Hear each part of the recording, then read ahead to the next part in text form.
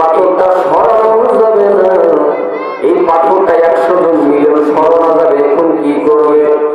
তিনটা বন্ধু বিপদের মধ্যে পড়ে গেছেন। আল্লাহ রাসূল বলেন, রে বান্দা, এই আমার উম্মত যখন বিপদের মধ্যে পড়বা, 2 রাকাত নামাজ পড়বা, নামাজ পড়িয়া আল্লাহ তাআলার দরবারে চাইবা, আল্লাহ তাআলা তোমার মনের বাসনা আল্লাহ তাআলা পুরা করিয়ে দেবে। এই বিপদ হইলে আল্লাহ রাব্বুল আলামিনের দরবারে যাও, আল্লাহ রাব্বুল আলামিনের দরবারে চাইলে আল্লাহ তাআলা খুশি হইয়া যায়। আর বান্দা, এখন তো আমি আপনার আল্লাহ তাআলার দরবারে চাই না। আগের জামানার মধ্যে কারণ তেমন ছিল না, মোটরও ছিল না, শ্যালো মেশিনও ছিল না। পানির প্রয়োজন হইলে আল্লাহ তাআলার দরবারে নামাজ পড়িয়া চাইতো, ঠিক নেই? এখন আল্লাহ তাআলার বৃষ্টির কোনো প্রয়োজন নাই, মোটর আছে, মেশিন আছে, কিসের আল্লাহর বৃষ্টির প্রয়োজন? ঘরের মধ্যে ছিল না কেন করে? আর আল্লাহর বাতাসের কোনো প্রয়োজন নাই। আল্লাহ রাব্বুল আলামিনের প্রতি আমাদের কোনো বিশ্বাস নাই। আমাদের মা বললে গর্ভের মধ্যে যখন বাচ্চা দুনিয়ার মধ্যে আসে, বাচ্চাকে দেখানোর জন্য আগেই ডাক্তারের কাছে যায়। ও ডাক্তার ভাই দেখেন ছেলে না মেয়ে? ভাই বলেন তো, ছেলে হলেও আল্লাহ দেয়, মেয়ে হলেও দেয়, কথা বলেন ঠিক নেই? ছেলে হলেও দিবে, মেয়ে হলেও দিবে। হ্যাঁ, আগে ডাক্তারের কাছে গেলাম, যদি দেখি যে মাইয়েরা, এখন ডাক্তারকে ছেলে বানাইতে পারবে? তাহলে আমার দেখার কি দরকার ছিল? আমার দেখার তো কোনো প্রয়োজন নাই। ডাক্তারের কাছে বারবার যায়, কিন্তু এই বান্দাটা, এই বান্দিটা শুকরিয়া আদায় করে না। পারি তুমি অনেক মানুষটাকে, অনেক মহিলাকে তুমি সন্তান দাও না, তুমি আমার গর্ভের মধ্যে সন্তান দান করছো, এটা আমি শুকরিয়া আদায় করি। কিন্তু আজকের জামানার মধ্যে মানুষ শুকরিয়া আদায় করে না, আল্লাহ তাআলার প্রতি বিশ্বাস নাই। ডাক্তারের কাছে দৌড়ায়, বলে অমুক তারিখে হবে বাচ্চা। ওই যে ডাক্তারের কথা অনুযায়ী যদি ডেট পার হইয়া যায়, আজকে তো ডেট দিছিল, ডেট পার হইয়া গেছে। দেখেন কেমন আমরা যখন মানুষ, তারপর আল্লাহ তাআলার প্রতি বিশ্বাস নাই। ডাক্তারের উপরে বিশ্বাস নিয়ে আমার ডাক্তারের দরবারের মধ্যে চলে যায়। ও ডাক্তার ভাই, ডিসেম্বরের 25 তারিখে ডেট দিলেন, কিন্তু ডেট তো বড় হইয়া গেল। আল্লাহ তাআলা বলে, বান্দি, যখন সময় হবে ডাক্তার নয়, আমি আল্লাহ তাআলা কুদরতি ভাবে দুনিয়ার মধ্যে পাঠিয়ে দেব। কিন্তু ডাক্তার কয় আর কাজ হবে না, সিজার করতে হবে।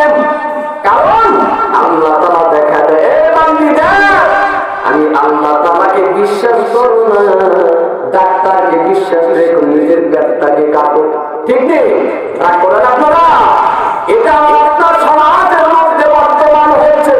এই দুনিয়ার মানুষ খুব কোনো কিছু চাইলে আল্লাহ রাব্বুল আলামিনের দরবারের মধ্যে চাইতে হবে, আল্লাহ তাআলা খুশি হইয়া যায়।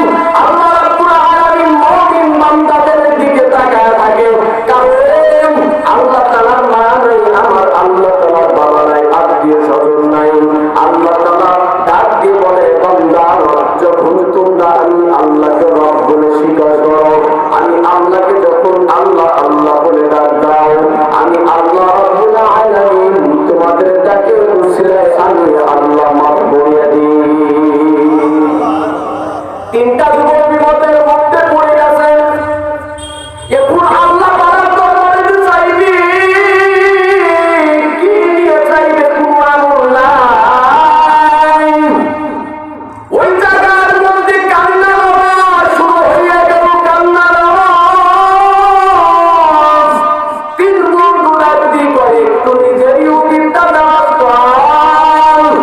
যদি দুনিয়ার মধ্যে ভালো কাজ করিয়ে থাকি, এই কাজের উসিলায় আল্লাহ তাআলা যদি মাফ করে, যদি পাথরটাকে সরায় দেয়। কারণ এমন জায়গার মধ্যে আটকায় বসে, জায়গার মধ্যে আল্লাহ ছাড়া কেউ বাঁচাইতে পারবে না। এক যুবক ডাকতে বলতেছেন, ভাই, আমি আল্লাহ তাআলার দরবারে জীবনে একটা নেকির কাজ করছিলাম। বলে, কি নেকির কাজ করছিলাম? বলে, আমি তো এক সময় অনেক ধনী ছিলাম, অনেক ধনী ছিলাম। আমার বাড়ির মধ্যে একটা রাখাল ছিল, ওই রাখালটাকে আমি অনেক যত্ন করেছি, ভালোবেসেছি। হঠাৎ করে দেখি একদিন রাখাল কিছু টাকা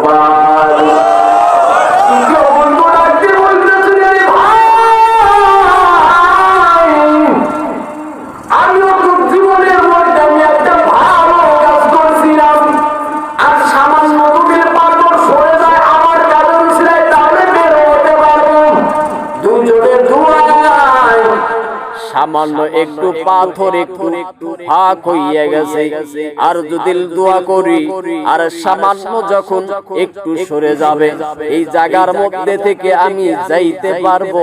জোরে বলি সুবহানাল্লাহ। এরকম ডিস্টার্ব করে কি কারণ তো আছে তো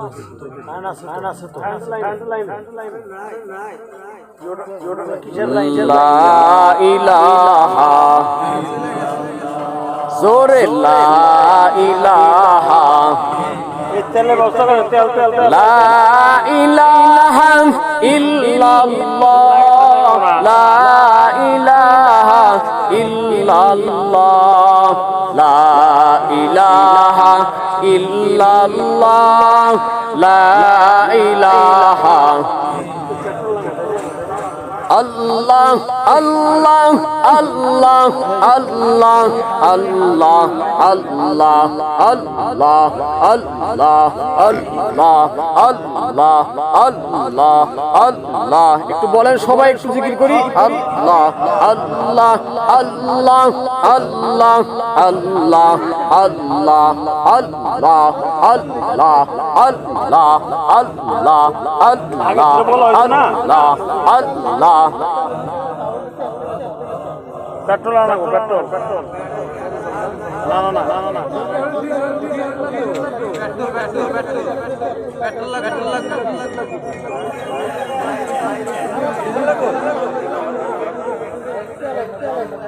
লা ইলাহা ইল্লাল্লাহু মুহাম্মাদুর রাসূলুল্লাহ সাল্লাল্লাহু আলাইহি ওয়াসাল্লাম। জোরে বলেন আল্লাহু আকবার, আরো জোরে বলেন আল্লাহু আকবার। এই যুবকটা আল্লাহ রাব্বুল আলামিনের দরবারে দোয়া করে, মালিক আমার আত্মীয় স্বজন বাড়ি আমি যখন মামার বাড়ির মধ্যে চলিয়া গেলাম, রে ভাই খুব খেয়াল করিয়া শুনি নিজের গুনার থেকে কুঁজি দিলে পানা চাইতে পারি রে বাবা। এই যুবকটা নানির বাড়ির মধ্যে চলিয়া গেলেন, নজর করিয়া দেখি তার চাচাতো বোন তার মামাতো বোন ঘরের মধ্যে একা একা বসে আছে। শয়তান তাকে ওয়াসওয়াসা দেয়, এই দেখ ঘরের মধ্যে কেউ নাই কেউ নাই, একটা সুন্দরী মাইয়া তোর বোন ঘরের মধ্যে বসে আছে, এই সুযোগে তুই এর সাথে তুই অপকর্ম করতে পারবি, জিনা করতে পারবি, দুনিয়ার আর কেউ দেখবে না। জোরে বলি নাউজুবিল্লাহ। কিন্তু দেখে কে? একটু জোরে বলি কে দেখে? শয়তানের ওয়াসওয়াসার মধ্যে পড়িয়া যুবক কেমন যেন পাগল হইয়া গেলেন।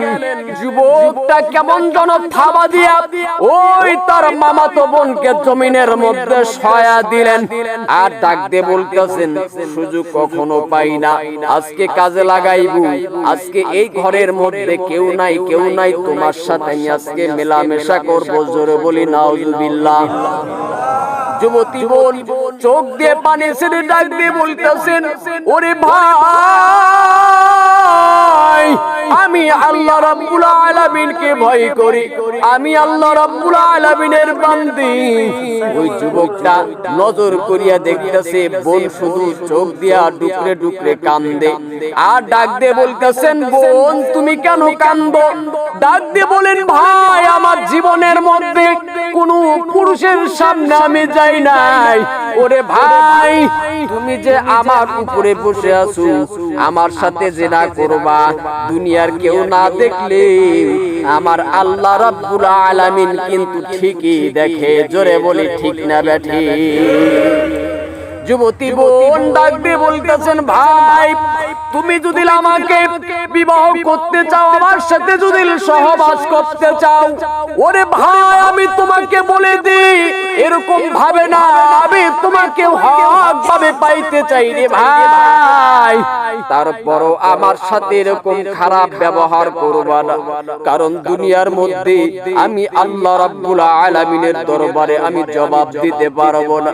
যুবকটা কান্না শুরু করিয়ে দিয়েছেন, কান্নার আওয়াজ শুরু করিয়ে দিলেন, আর ডাক দিয়ে বলতেছেন বোন তুমি আমার আজকে অন্তর চক্ষু খুলিয়ে দিছো রে বোন। জীবনের মধ্যে কত পাপ কাজ করেছি, এর দুনিয়ার মানুষ একটু তাকায়া দেখেন আমি আপনি জীবনের মধ্যে কত পাপ করলাম রে বাবা, একটু তাকায়া দেখেন। তারপরও আল্লাহ রাব্বুল আলামিন আলো বাতাস বন্ধ করে নাই রে বাবা, তারপরও আল্লাহ রাব্বুল আলামিন সূর্যের আলো বন্ধ করে নাই। আল্লাহ তাআলা এখন পর্যন্ত আমাকে আপনাকে খাওয়াইতেছে রে বাবা। একটু নিজের জীবনের গুনার কথা যদি চিন্তা করি, আমি আপনি জাহান্নামের আসামি রে যুবক, আমি আপনি জাহান্নামের আসামি রে বাবা। একটু গুনাহের কথা চিন্তা করি, আজকে তোমার আমার মতন কত মানুষ অন্ধকার কবরের মধ্যে চলে গেল। ও বিলবনি এলাকার মুসলমান, একটু গুনার কথা চিন্তা করি রে বাবা। আমার সাথের বন্ধুরা, কত বন্ধুরা দুনিয়ার মধ্যে থেকে চলে গেল, কত বন্ধুরা দুনিয়ার মধ্যে থেকে চলে গেল, কত মুরব্বীরা দুনিয়ার মধ্যে থেকে চলে গেল। ওরে ভাই, তুমি যদি আল্লাহ রাব্বুল আলামিনের প্রকৃত বান্দা হইতে চাও, আল্লাহ রাব্বুল আলামিনকে বেশি বেশি ভয় করো রে বাবা। ভয় করিয়া গুনার কাছ থেকে তুমি পানা চাও, আল্লাহ রাব্বুল আলামিন তোমাকে মাফ করিয়া দেবে। আবু বকরের মতন মানুষ, আবু বকরের মতন মানুষ যদি কান্না করতে পারে জাহান্নামের ভয়ের কারণে, আবু বকরের মতন মানুষ যদি কান্না করতে পারে, এর দুনিয়ার মানুষ তুমি আমি কেন কান্না করতে পারবো না? আবু বকর রাদিয়াল্লাহু তাআলা আনহু ছিলেন কাপড়ের ব্যবসায়ী। আবু বকর রাদিয়াল্লাহু তাআলা আনহু এক মহিলার কাছে একটা কাপড় বিক্রি করছিলেন। কিছুদিন পর ওই মহিলাটা আবু বকরের কাছে আসলেন। আবু বকরকে ডাক দিয়ে বলেন, এই আবু বকর, তোমার কাপড়টা পছন্দ হয় নাই, তোমার কাপড় তুমি নিয়ে নাও, আমার টাকা তুমি আমাকে ফেরত দিয়া দাও। ওই জায়গার মধ্যে সাহাবায়ে কেরাম বসা, আল্লাহ রাসূল বসা। আবু বকর কান্না শুরু করিয়া দিলেন, কান্না শুরু করিয়া দিলেন। সাহাবীরা ডাক দিয়ে বলেন, এই আবু বকর, তোমার কাপড় পছন্দ হয় নাই, এতে তুমি কান্না কেন করো, জলদি করে বলো। আবু বকর ডাক দিয়ে বলতেছেন, পয়গম্বর, আমি মহিলা জামাকে কাপড়টা ফেরত দিল, এর জন্য কাঁদি না। বলে, কেন কাঁদো, জলদি করিয়া বলো। ডাক দিয়ে বলতেছেন, পয়গম্বর, ওই হাসরের ময়দানে যদি আল্লাহ রাব্বুল আলামিন এই মহিলার মতন বলে, এই আবু বকর, আমি যে তোমাকে সময় দান করছিলাম, তোমাকে যে জিন্দেগিটা দান করছিলাম, এই আবু বকর, তোমার কোনো আমল আমার দরবারে কবুল হয় নাই, আমার সময়টা আমাকে দিয়া দাও, তোমার আমলটা তুমি নিয়ে যাও। আমি আবু বকর কি করব? আমি আবু বকর জবাব দিতে পারবো না। এর দুনিয়ার মানুষ আবু বকর রাদিয়াল্লাহু তাআলা আনহু যদি এরকম চিন্তা করতে পারে, আমার আপনার পয়গম্বর বিশ্বনবী মুহাম্মদ সাল্লাল্লাহু আলাইহি ওয়াসাল্লাম সাহাবীদের নিয়ে বসে আছেন আর ডাক দিয়ে বলতেছেন, সাহাবীরা, তোমরা কি আল্লাহ তাআলার জান্নাত পাইতে চাও? বলে, হ্যাঁ, আল্লাহ তাআলার জান্নাত পাইতে চাই। কয়, যদি আল্লাহ তাআলার জান্নাত পাও, তাহলে অমুক বুড়ির খেদমত করতে হবে, অমুক বুড়ির থালা বাসন ধুয়ে দিতে হবে, অমুক বুড়ির বিছনা রেডি করতে হবে, খানা রেডি করতে হবে। আল্লাহ রাব্বুল আলামিন এর উসিলায় আল্লাহ তোমাকে মাফ করিয়ে দেবে। হযরত ওমর রাদিয়াল্লাহু তাআলা আনহু, হযরত ওমর যাকে বলা হয় আল্লাহ রাসূল বলেন, আমার পরে যদি নবী হয় তাহলে হবে সেই ওমর। সুবহানাল্লাহ। এই ওমর কেমন যেন পাগল হইয়া গেছে। আল্লাহ তাআলার ভয়, আল্লাহ রাব্বুল আলামিনের তাকওয়া, ইত্তাকুল্লাহ, আল্লাহকে এত ভয় করছে। উদখুলু ফিস সিলমি কাফা, ইসলামের ভিতরে পুরোপুরি ভাবে প্রবেশ হয়েছে হযরত ওমর। হযরত ওমর রাদিয়াল্লাহু তাআলা আনহু বুড়িমার খেদমত করার জন্য যখন চলিয়া যায়, বুড়িমার খেদমত করার জন্য যায়, ফজরের নামাজ পড়িয়া বুড়িমাকে ডাক দিয়ে বলতেছেন, বুড়িমা, তোমার খেদমত করতে চাই। বুড়িমা ডাক দিয়ে বলতেছেন, এই ওমর, তুমি তুমি তো এত বড় সাহাবী হওয়ার পরও তুমি কেন আমার খেদমত করার জন্য আইছো?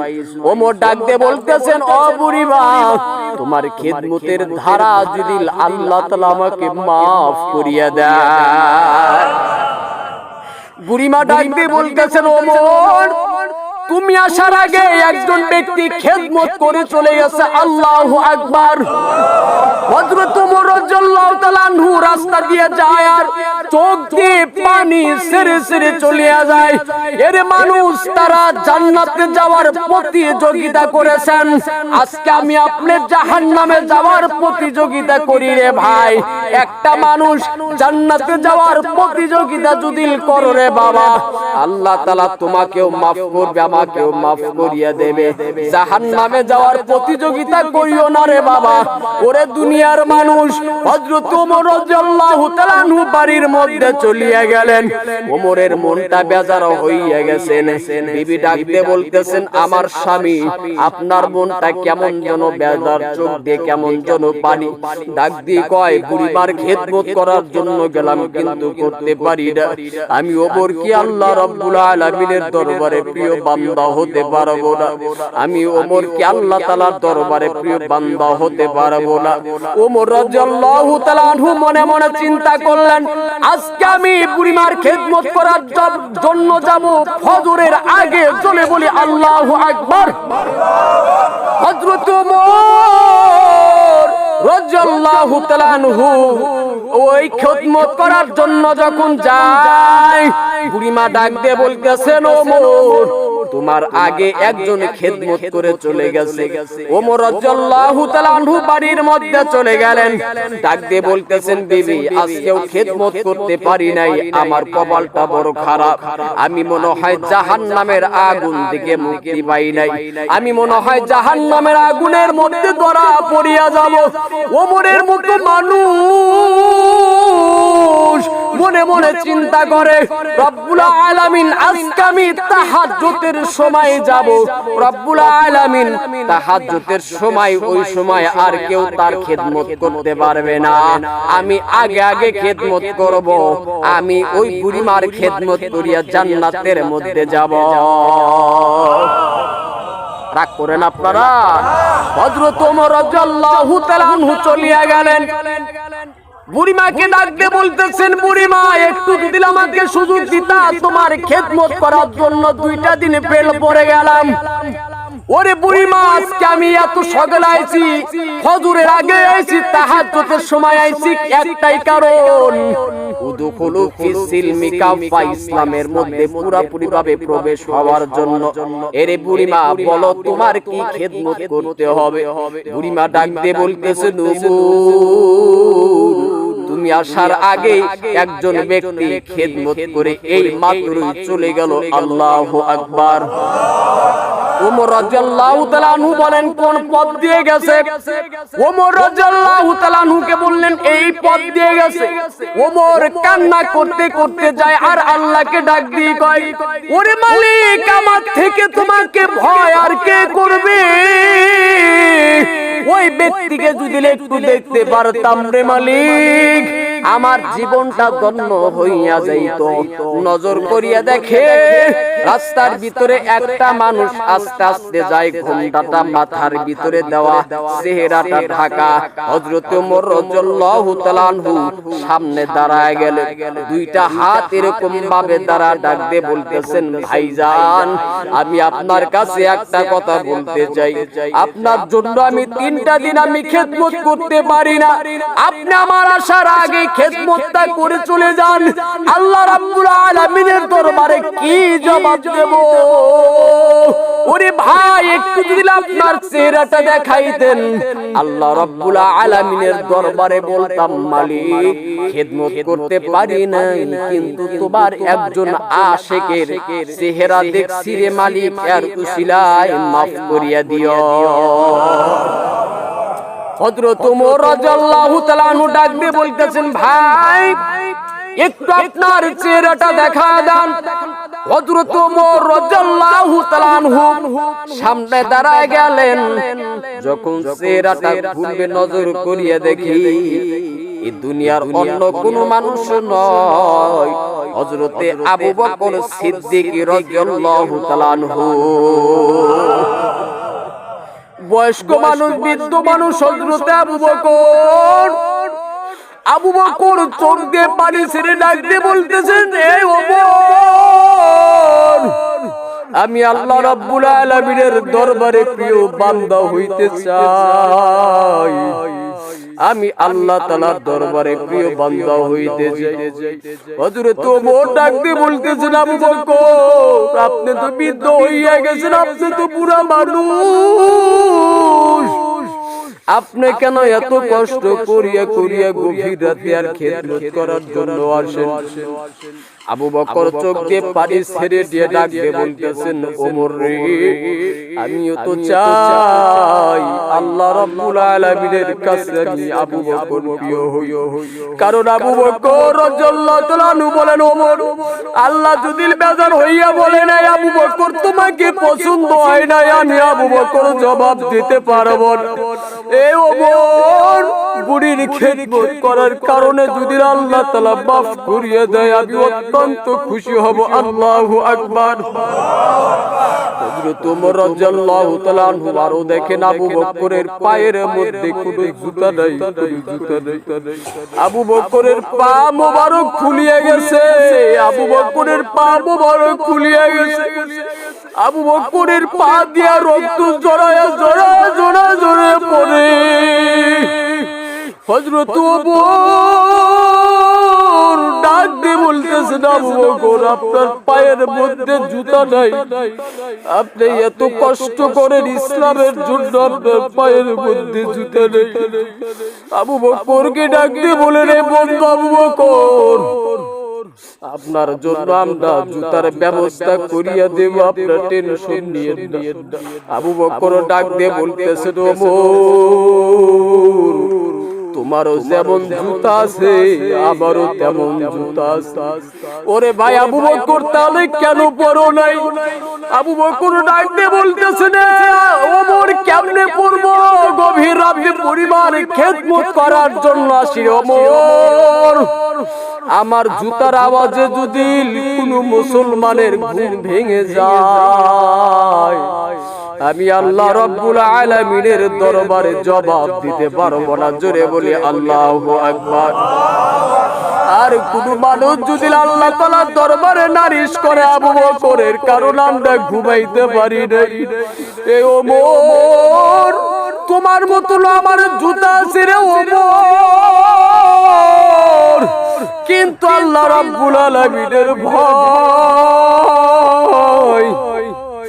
আল্লাহ রাব্বুল আলামিনের তাকওয়া, আল্লাহ রাব্বুল আলামিনের ভালোবাসা আমি চাই না আমি আবু বকরের কারণে একটা মানুষ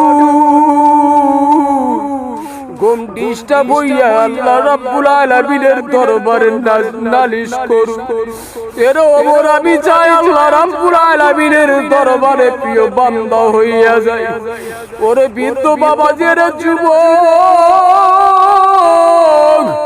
আজকে আমি তুমি নিজের দিকে তাকালে মনে হয় আমি তুমি জাহান্নামের আসামি।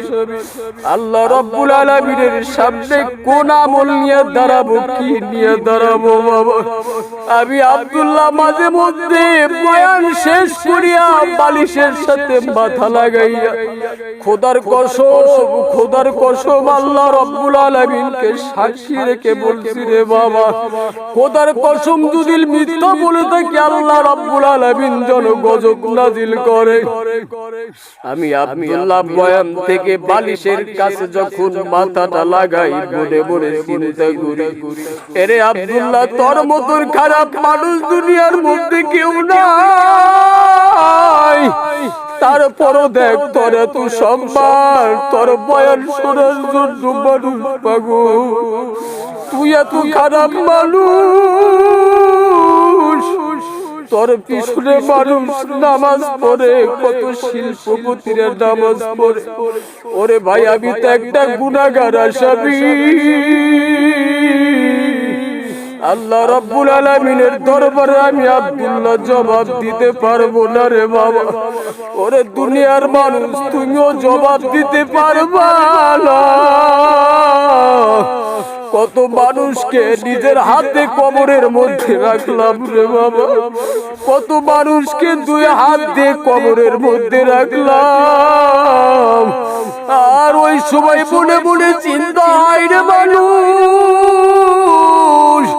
এই বিলবোর্ডের মধ্যে মাহফিল করে চলে গেলাম রে বাবা, কালকে যদি আমার মরণ হইয়া যায় এই জায়গার মধ্যে আর আসতে পারবো না। ওরে বাবা, তোমরাও যদি দুনিয়ার মধ্যে থেকে কবরে চলে যাও, বিলবোর্ডের মানুষদের সাথে আর তোমাদের আর কোনো সাক্ষাৎ হবে না। এই বাজারও দেখতে পারবা না, কালীহাতি দেখতে পারবা না রে বাবা। একবার যদি চোখটা বন্ধ হইয়া যায়, তোমার সন্তান তোমার পাশে বসিয়া কাঁদবে, আমার বাবা কই, আমার বাবা কোথায় চলিয়া গেল, আমার বাবা আমাদেরকে ছাড়িয়া চলিয়া গেল। এরে বন্ধু, একটু আখিরাতের জন্য নিজের আমলটাকে সাজাও রে বাবা। তোমার চোখটা দিয়ে কেন পানি আসবে না রে বাবা, তোমার চোখটা দিয়ে কেন পানি আসবে না? আমার আপনার কপাল পুড়িয়ে গেছে, আবার আপনার জাহান্নামের বয়ানে চোখটা দিয়ে পানি বের হয় না। এই দুনিয়ার মধ্যে থাকতে পারবো না রে যুবক, এই দুনিয়া মায়া, এই দুনিয়াটা মায়া রে বাবা। এই দুনিয়ার মধ্যে থাকতে পারবো না রে বাবা। দুনিয়ার সব কিছু থাকবে, কিন্তু তুমি আমি থাকতে পারবো না, ঠিক নেই। ওরে বাবা, কত মানুষের না জানাজার করলা, কেউ তো আর ফিরাও তাকাইলো না, কেউ তো আর স্বপ্নের মাধ্যমেও দেখা দিল না রে বাবা। ওরে বাবা, তুমিও কবরের মধ্যে যাবা, আমিও কবরের মধ্যে যাব, কিন্তু কি নিয়ে যাবে? একটু আমলটা করিয়া গুছায়া যাও। আল্লাহ রাব্বুল আলামিন আমলের উসিলায় আল্লাহ তাআলা তোমাদেরকে maaf করিয়া দেবে, আল্লাহ তাআলা তোমাদেরকে maaf করিয়া দেবে। কারণ এর যুবক, তোমার মতন নামাজওয়ালা যুবক দুনিয়ার মধ্যে অনেক আছে, তোমার মতন নামাজওয়ালা মানুষ অনেক আছে রে বাবা। স্কুলের মধ্যে পড়ে, কলেজের মধ্যে পড়ে, এক ওয়াক্ত নামাজ ছাড়ে না, আবার কৃষি কাজ করে, নামাজের সময় নামাজ পড়ে, আবার প্রশাসনের লোক, অনেক লোক দেখা যায় নামাজের মধ্যে নামাজ পড়ে। ওরে ভাই, তুমি কেন পারবা না? আল্লাহ রাব্বুল আলামিনের দরবারে বারবার বারবার দোয়া চাও, রব্বুল আলামিন মনে হয় তোমাদেরকে আল্লাহ রাব্বুল আলামিন maaf করিয়া দেবে, আল্লাহ রাব্বুল আলামিন তোমাদেরকে আল্লাহ তাআলা জান্নাত করিয়া দেবে। ওরে ভাই, এখনো সময় আছে, আল্লাহ রাব্বুল আলামিনের দরবারে একটু তওবা করো, আল্লাহ রাব্বুল আলামিনের দরবারে খাঁটি তওবা করো রে বাবা, রব্বুল আলামিনের দরবারে খাঁটি তওবা করো। আমি আপনার কথা শুনিয়ে গেছি হুজুর, কি নিয়ে আল্লাহ রাব্বুল আলামিনের দরবারে যাও? আমার মতন বড় গুনাহগার তো দুনিয়ার মধ্যে আর কেউ নাই, আমি তো জাহান্নামের আসামি, আমার মতন বড় গুনাহগার দুনিয়ার মধ্যে আর কেউ নাই, আর কেউ নাই। না রে বাবা না, আল্লাহ রাব্বুল আলামিন বলেন, ইয়া আইয়ুহাল্লাযীনা আমানু তুবু ইলাল্লাহি তাওবাতান নাসুহা। ওরে বান্দা, যতই গুনাহ করো, আমি আল্লাহ রাব্বুল আলামিনের দরবারে যদি খাঁটি তওবা করো, মনের মতন তওবা করো, আমি আল্লাহ রাব্বুল আলামিন তোমার জিন্দেগীর গুনাহ maaf করিয়া দেব। আরো একটু জোরে বলে সুবহানাল্লাহ। মুসাফির জামানার মধ্যে একটা মানুষ এত গুনাহ করছে, এলাকার মানুষ বিরক্ত হইয়া এই ব্যক্তিকে হাত পা বাঁধিয়া জঙ্গলের মধ্যে রেখে আসলেন। একদিন, দুই দিন, তিন দিন চলিয়া যায়, একদিন, দুই দিন, তিন দিন চলিয়া যায়। ওই যুবকটা আল্লাহ রাব্বুল আলামিনের দরবারে কান্নার আওয়াজ শুরু করিয়া দিছে, ওরে মালিক আল্লাহ, দুনিয়ার মধ্যে তোমার নাফরমানি কাজ করলাম, তুমি এখন পর্যন্ত আলো বন্ধ করো নাই, বাতাস বন্ধ করো নাই, কিন্তু এলাকার মানুষ আমাকে মেরে ধরে এই জঙ্গলের মধ্যে আমাকে বেঁধে রাখলো। ও ওরে মালিক তোমার দরবারে খাঁটি তওবা করলাম রে মালিক, জীবন আর কখনো ভুল পথের মধ্যে যাব না, জীবনে কখনো নাফরমানি কাজ করব না। তওবা করিয়া ওই বান্দাটা দুনিয়ার মধ্যে থেকে চলে গেল। মুসা নবীকে স্বপ্নের মধ্যে আল্লাহ তাআলা দেখায়, ওরে মুসা আমার একটু না আসে, জঙ্গলের মধ্যে পড়ে আছে, জোরে বলে আল্লাহু আকবার, জঙ্গলের মধ্যে পড়ে আছে রে মুসা। ওই ব্যক্তিকে জঙ্গলের মধ্যে থেকে আনো। ওই আমার এমন একটা আশিক, যারা এই আশিকের পিছনে জানাজারের নামাজ পড়বে তাদের সকল গুনাহ আমি আল্লাহ মাফ করে দেব। হযরত মুসা আলাইহিস সালাম জঙ্গলের মধ্যে চলে গেলেন, লাশটাকে নিয়ে গেলেন। এলাকার মানুষ ডাক দিবে, এটা আবার কেমন মানুষ, যে মানুষের জানাজা পড়লে নাকি আল্লাহ তাআলা জান্নাতের মধ্যে দান করবে। এর মুসা একটু দিলছে একটু দেখাইতে আমাদের জীবনটা ধন্য, আমাদের জীবনটা ধন্য হইয়া যাইত। একটু যদি দেখাইতেন, কারণ যার উসিলায় আল্লাহ তাআলা মাফ করিয়া দেবে। নজর করিয়ে দেখে যাকে হাত পাও বাঁধিয়া জঙ্গলের মধ্যে রেখে আসলাম ওই ব্যক্তি। মুসাকে ডাকতে বলতেছেন, মুসা এই ব্যক্তি তো নাফরমান ব্যক্তি, গুনাহগার ব্যক্তি, এর হাত পা বাঁধিয়া জঙ্গলের মধ্যে রেখে আসলাম, এ কেন আল্লাহ রাব্বুল আলামিনের দরবারে প্রিয় হয়ে গেল। মুসা আলাইহিস সালাম ডাকতে বলতেছেন, মালিক এ তো গুনাহগার ছিল না, মারমান ছিল, একে তুমি কেন মাফ করিয়া দিলা? আল্লাহ রাব্বুল আলামিন বুঝলাম না। আল্লাহ রাব্বুল আলামিন ডাকতে বলে, মুসা আমি আল্লাহ রাব্বুল আলামিনের নাম রহমান, আমি আল্লাহ তাআলার নাম রহিম।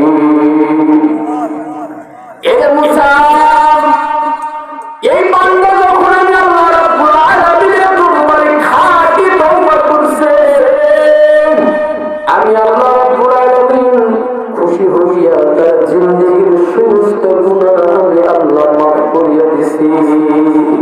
কারণ আল্লাহ